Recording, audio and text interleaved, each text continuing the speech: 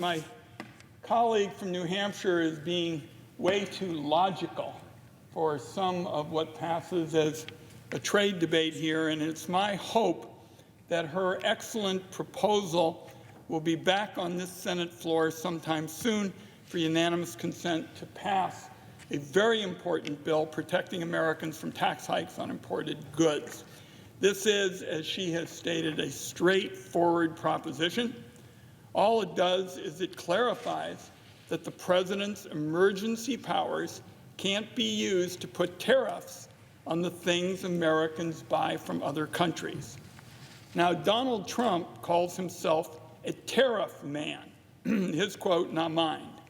It's the only answer he seems to have to any problem under the sun. Instead of taking time to think through actual solutions, he's willing to use any authority he can find to slap tariffs on our trading partners. Just today, he announced he was slapping 25% tariffs on Canada and Mexico, which are two of our three largest trading partners and closest allies. That alone is going to raise costs for Americans on gas, on cars, on fruits and vegetables, and many other products.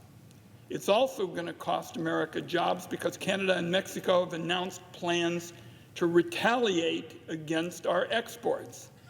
That is, I say to my friend, that is the opposite of what Donald Trump pledged to the American people. It's disturbing that Donald Trump is going rogue and using emergency powers to pursue his tariffs. The American people voted for lower, not higher prices. Donald Trump campaigned on the promise that he would lower costs on day one of his presidency. But just a month in, all Trump has managed to do is gut the agencies in charge of protecting consumers and going after predatory corporations and land us in trade wars that are going to drive up the cost of goods people use every day. Whether it's to punish a country that he doesn't like or to settle scores with foreign leaders, the only answer Donald Trump has ever had is tariffs. And as the ranking Democrat on the Senate Finance Committee, I've heard him play that card again and again.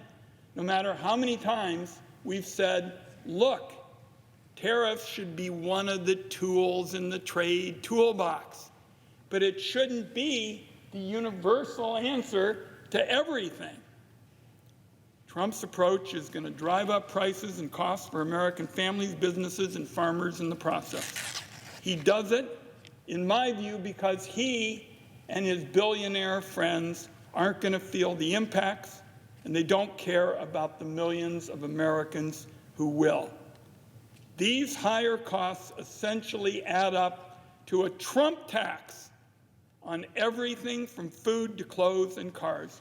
And I use those words, Senator Shaheen, specifically. These policies end up being a Trump tax. And to those who voted for Donald Trump because they wanted lower prices and a fairer economy, sure seems to me that these policies are a betrayal. The Shaheen bill that we're trying to pass today would rein in some of Donald Trump's worst impulses and clarify that the laws on the books were never meant to be a blank check for the President to abuse tariffs by using them as a punishment against any country that kinda, sorta, hurts his feelings. A number of our Republican colleagues have supported the Shaheen proposal in the past because putting a check on the President's power to land us in trade wars should not be, as my colleague has said, should not be partisan or controversial. It is Shaheen common sense. I want to thank her for an excellent bill, for her leadership that I have watched from my vantage point on the Finance Committee, and I urge my colleagues, when we can get this bill back on the floor for a unanimous consent, I hope it will be met with a resounding bipartisan showing of support, and I look forward to working with her until that day comes to be. And with that, Madam